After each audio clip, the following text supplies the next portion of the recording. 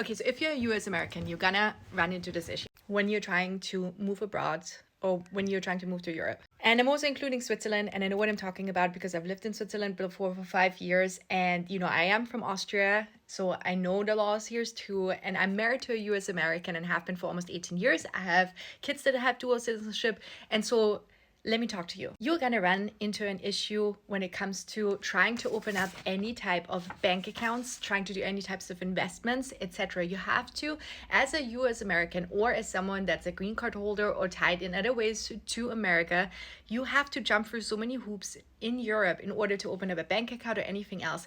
And I've seen a few TikToks here online or a few other videos on social media of Americans that were not aware of that before they moved abroad. So I thought I'm trying to spare you all of the pain or preparing you for the pain of bureaucracy that you have to go through in order to establish your life here in Europe. And so this all has actually a name, and it's called, really funny name, it's called fatca, and I hope I pronounce it correctly, but it's in essence FATCA.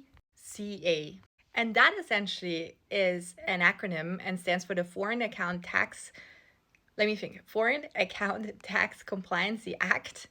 From the US, it was established in 2010. And so this is pretty much everywhere in the world, because if you're a US citizen, and that's really, really just particular to you, and I know because I'm not, and so I have a different passport, and so crazy, but it forces that fatca, it forces essentially every bank, and I think investment institutions as well, but please correct me in the comments if I'm wrong, in the world to essentially report on US persons, US nationals back to the IRS in their home country. Yeah.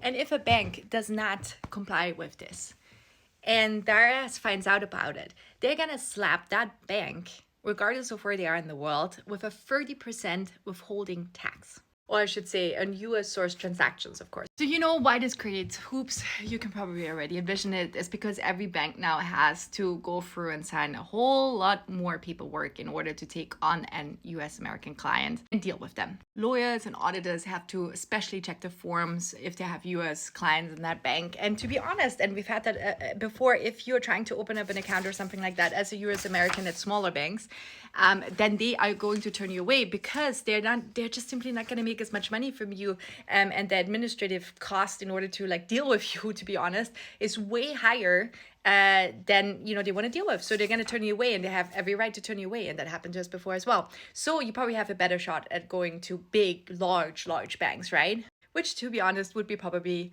my best hack or tip, for you.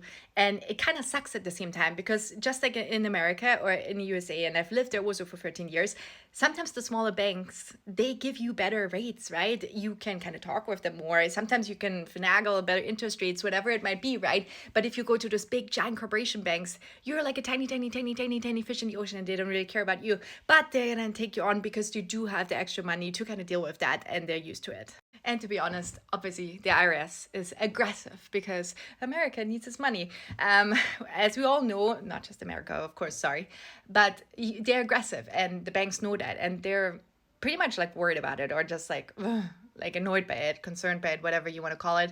And so, yeah, and they have to make sure that also you are doing your job correctly as a US citizen or a green card holder, and you are filing correctly the taxes every year, because you have to, because if you're a US citizen and you're living abroad, you still need to file your taxes and pay them even though you're not living anymore in the United States of America, which is also a thing that is only true for you if you are a US citizen.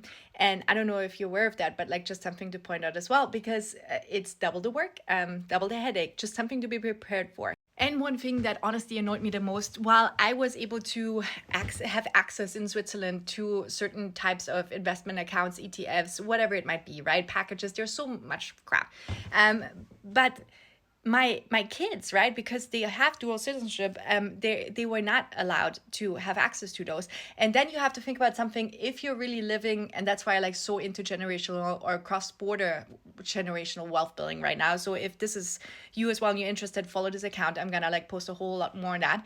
But you have to think about that, because if you're thinking about moving abroad to Europe and then you want to establish a life here and you want to eventually retire, what are actually your retirement options, right? Like it sounds pretty sweet right now to buy one of those very cheaper, houses that you have to restore in Italy or France, whatever the offers are right now. There's a bunch of them, and come to Europe, have a solar life, have, lower living costs and all this kind of stuff.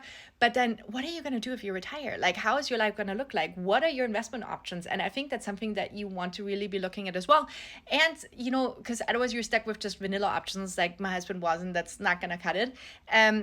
Or you're really looking honestly into like more cross-border wealth building, and that's a whole niche that surprise, surprise, are not going to teach in school and stuff like that.